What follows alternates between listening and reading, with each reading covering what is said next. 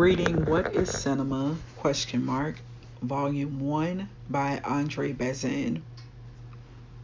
The Ontology of the Photographic Image.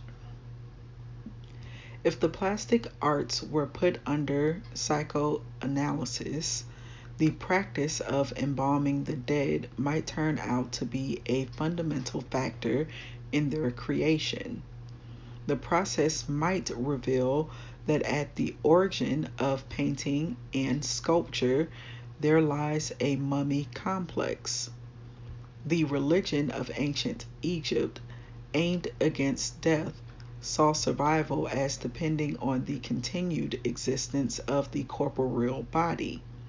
Thus, by providing a defense against the passage of time, it satisfied a basic psychological need in man, for death is but the victory of time. To preserve artificially his bodily appearance is to snatch it from the flow of time, to stow it away neatly, so to speak, in the hold of life.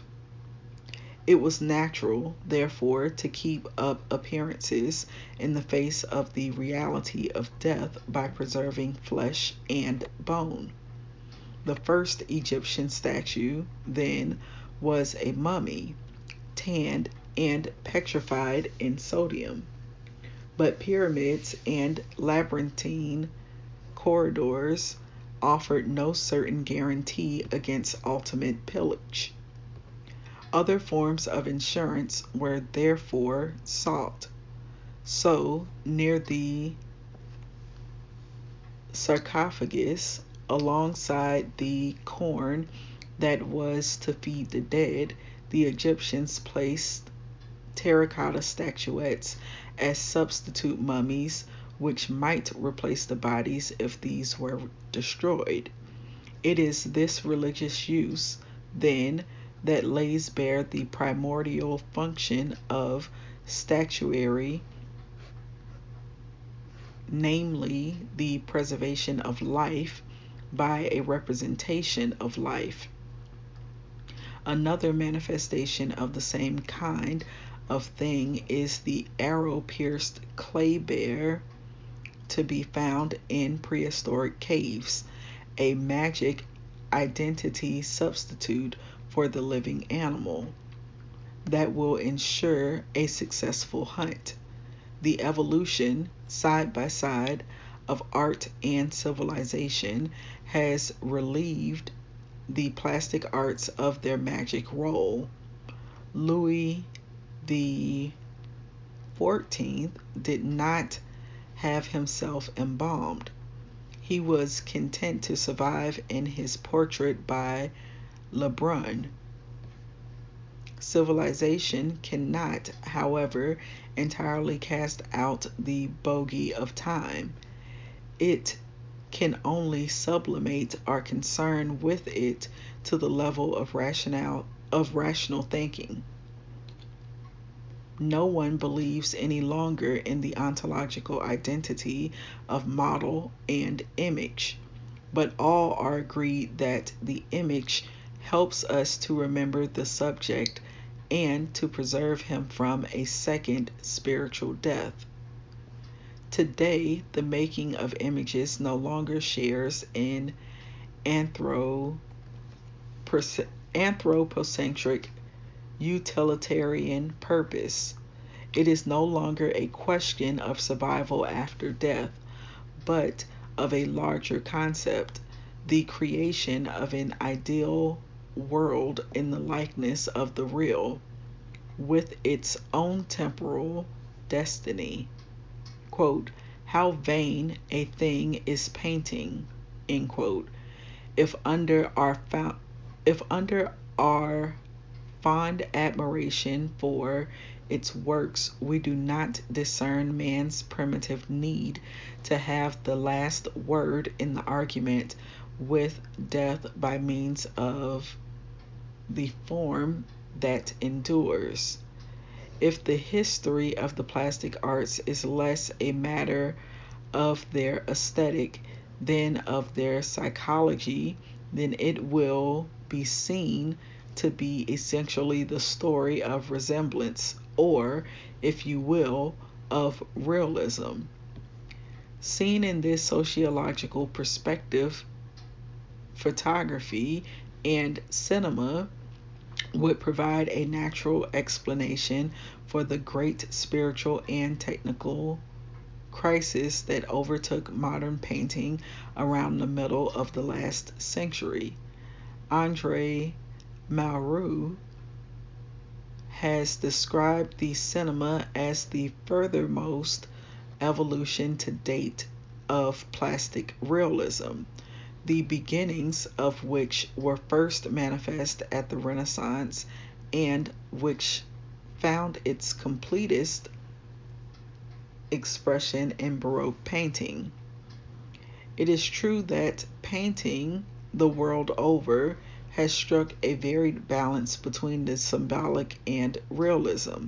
However, in the 15th century, Western painting began to turn from its age-old concern with spiritual realities expressed in the form proper to it towards an effort to combine this spiritual expression with as complete an imitation as possible of the outside world.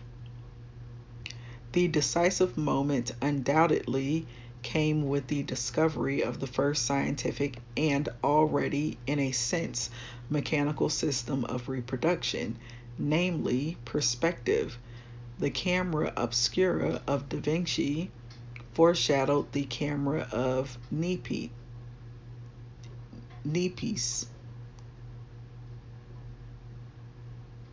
The artist was now in a position to create the illusion of three-dimensional space within which things appeared to exist as our eyes in reality see them.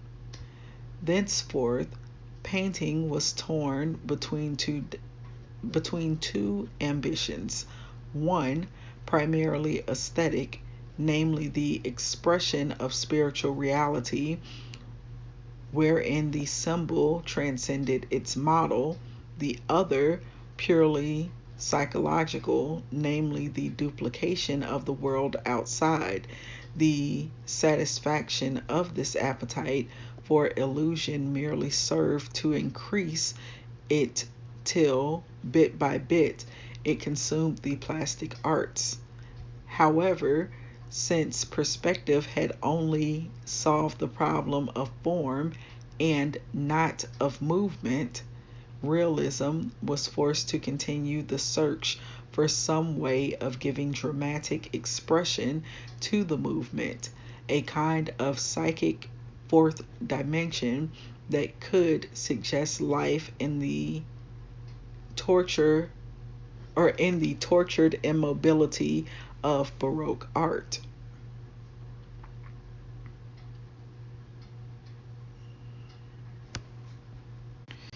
Note: it would be interesting from this point of view to study in the illustrated magazines of 1890 through 1910 the rivalry between photographic reporting and the use of drawings.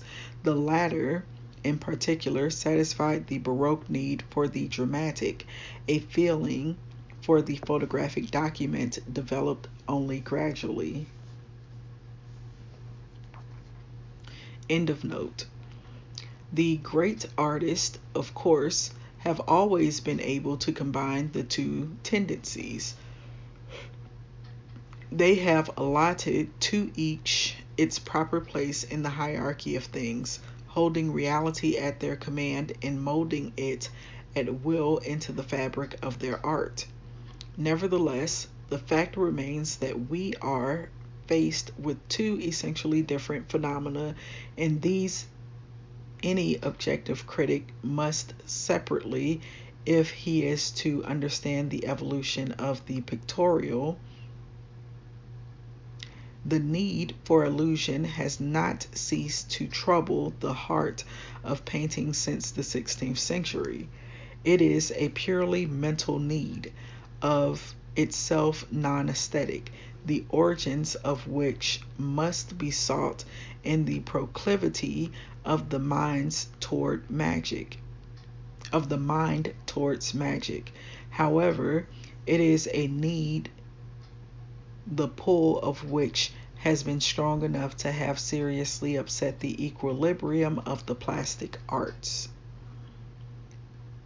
The quarrel over realism in art stems from a misunderstanding, from a confusion between the aesthetic and the psychological, between true realism, the need that is to give significant expression to the world both concretely and its essence, and the pseudo-realism of a deception aimed at fooling the eye, or, for that matter, the mind. A pseudo-realism content, in other words, with illusory appearances. Note: perhaps the communists, before they attach too much importance to impressionist realism, should stop talking about it in a way more suitable to the 18th century, before there were such things as photography or cinema. Maybe it does not really matter if Russian painting is second rate, provided Russia gives us first rate cinema. Eisenstein is her Tintoretto. End of note. That is why medieval art never passed through this crisis. Simultaneously vividly realistic and highly spiritual, it knew nothing of the drama that came to light as a consequence of technical developments. Perspective was the original sin of Western painting. It was redeemed from sin by Niepce and Lumiere. In achieving the aims of Baroque art, photography has freed the plastic arts from their obsession with likeness. Painting was forced, as it turned out, to offer an illusion, and this illusion was reckoned sufficient onto art. Photography and the cinema, on the other hand, are discoveries that satisfy once and for all, and in its very essence, our obsession with realism. No matter how skillful the painter, his work was always in fee to an inescapable subjectivity. The fact that a human hand intervened cast a shadow of doubt over the image. Again, the essential factor in the transition from the Baroque to photography is not the perfecting of a physical process. Photography will long remain the inferior of painting in the reproduction of color. Rather does it lie in a psychological fact, to wit, in completely satisfying our appetite for illusion by a mechanical reproduction in the making of which man plays no part. The solution is not to be found in the result achieved, but in the way of achieving it. Note: there is room, nevertheless, for a study of the psychology of the lesser plastic arts, the molding of death mask, for example, which likewise involves a certain automatic process. One might consider photography in this sense as a molding, the taking of an impression by the manipulation of light. End of note. This is why the conflict between style and likeness is a relatively modern phenomenon, of which there is no trace before the invention of the sensitized plate. Clearly, the fascinating objectivity of Chardin is in no sense that of the photographer. The 19th century saw the real beginnings of the crisis of realism, of which Picasso is now the mythical central figure, and which put to the test at one in the same time the conditions determining the formal existence of the plastic arts and their sociological roots. Freed from the quote resemblance complex, end quote, the modern painter abandons it to the masses who henceforth identify resemblance on the one hand with photography and on the other with the kind of painting which is related to photography. Originality in photography, as distinct from originality in painting, lies in the essentially objective character of photography. Bazin here makes a point of the fact that the lens, the basis of photography, is in French called the quote objectif, end quote, a nuance that is lost in English. End of translation. For the first time,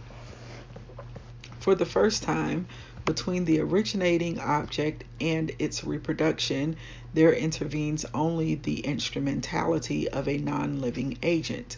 For the first time, an image of the world is formed automatically. Without the creative intervention of man, the personality of the photographer enters into the proceedings only in his selection of the object to be photographed and by way of the purpose he has in mind. Although the final result may reflect something of his personality, this does not play the same role as is played by that of the painter. All the arts are based on the presence of man.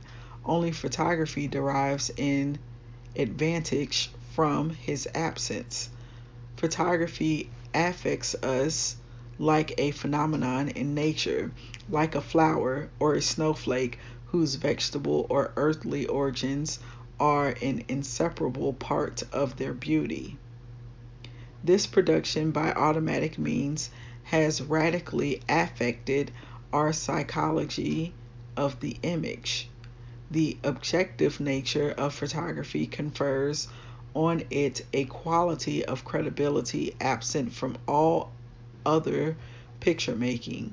In spite of any objections our critical spirit may offer, we are forced to accept as real the existence of the object reproduced, actually represented, set before us, that is to say, in time and space. Photography enjoys a certain advantage in virtue of this transference of reality from the thing to its reproduction. Note: here one should really examine the psychology of relics and souvenirs, which likewise enjoy the advantage of a transfer of reality stemming from the quote mummy complex, end quote. Let us merely note in passing that the Holy Shroud of Turin combines the features alike of relic and photograph. End of note. A very faithful drawing may actually tell us more about the model, but despite the promptings of our critical intelligence, it will never have the irrational power of the photograph to bear away our faith. Besides, painting is, after all, an inferior way of making likenesses in ersatz of the processes of reproduction. Only a photographic lens can give us the kind of image of the object that is capable of satisfying the deep need man has to substitute for something more than a mere approximation, a kind of decal or transfer. The photographic image is the object itself, the object freed from the conditions of time and space that govern it. No matter how fuzzy, distorted, or discolored, no matter how lacking in documentary value the image may be, it shares, by virtue of the process of its becoming, the being of the model of which it is the reproduction. It is the model. Hence the charm of family albums, those gray or sepia shadows, phantom-like and almost undecipherable, are no longer traditional family portraits, but rather the disturbing presence of lives halted at a set moment in their duration, freed from their destiny, not, however, by the prestige of art, but by the power of an impassive mechanical process. For photography does not create eternity as art does. It embalms time, rescuing it simply from its proper corruption. Viewed in this perspective, the cinema is viewed in this perspective, the cinema is objectivity in time. The film is no longer content to preserve the object, enshrouded as it were in an instant, as the bodies of insects are preserved intact out of the distant past in amber. The film delivers Baroque art from its convulsive catalepsy. Now, for the first time, the image of things is likewise the image of their duration, changed, mummified as it were. Those categories of resemblance which determine the species photographic image likewise then determine the character of its aesthetic as distinct from that of painting. Note: I use the term category here in the sense attached to it by M. Gohier in his book on the theater, in which he distinguishes between the dramatic and the aesthetic categories. Just as a dramatic tension has no artistic value, the perfection of a reproduction is not to be identified with beauty. It constitutes rather the prime matter, so to speak, on which the artistic fact is recorded. End of note. The aesthetic qualities of photography are to be sought in its power to lay bare the realities. It is not for me to separate off in the complex fabric of the objective world, here a reflection on a damp sidewalk, there the gesture of a child, only the impassive lens stripping its object of all those ways of seeing it, those piled up preconceptions, that spiritual dust and grime with which my eyes have covered it. It is able to present it in all its virginal purity to my attention and consequently to my love. By the power of photography, the natural image of a world that we neither know nor can see, nature at last does more than imitate art. she imitates the artist.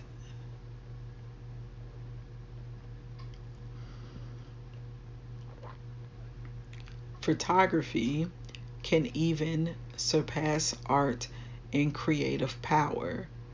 The artistic or the aesthetic world of the painter is of a different kind from that of the world about him.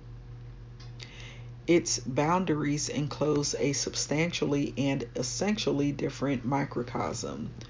The photograph, as such, and the object in itself share a common being, after the fashion of a fingerprint. Wherefore, photography actually contributes something to the order of natural creation instead of providing a substitute for it. The surrealists had an inkling of this when they looked to the photographic plate to provide them with their monstrosities, and for this reason, the surrealist does not consider his aesthetic purpose and the mechanical effect of the image on our imagination as things apart. For him, the logical distinction between what is imaginary and what is real tends to disappear. Every image is to be seen as an object, and every object as an image. Hence, photography ranks high in the order of surrealist creativity because it produces an image that is a reality of nature, namely, an hallucination that is also a fact. The fact that surrealist painting combines tricks of visual deception with meticulous attention to detail substantiates this. So, photography is clearly the most important event in the history of plastic arts, simultaneously a liberation and a fulfillment. It has freed Western painting, once and for all, from its obsession with realism and allowed it to recover its aesthetic autonomy. Impressionist realism, offering science as an alibi, is at the opposite extreme from eye-deceiving trickery. Only when form ceases to have any imitative value can it be swallowed up in color. So, when form, in the person of Cezanne, once more regains possession of the canvas here, or the canvas there, or only when form ceases to have any imitative value can it be swallowed up in color. So, when form, in the person of Cezanne, once more regains possession of the canvas, there is no longer any question of the illusions of the geometry of perspective. The painting, being confronted in the mechanically produced image with a competitor able to reach out beyond Baroque resemblance to the very identity of the model, was compelled into the category of object. Henceforth, Pascal's condemnation of painting is itself rendered vain, since the photograph allows us, on the one hand, to admire in reproduction something that our eyes alone could not have taught us to love, and on the other, to admire the painting as a thing in itself whose relation is something in nature has ceased to be the justification for its existence. On the other hand, of course, cinema is also a language. And I was reading the Ontology of the Photographic Image in What is Cinema? Volume 1 by Bazin.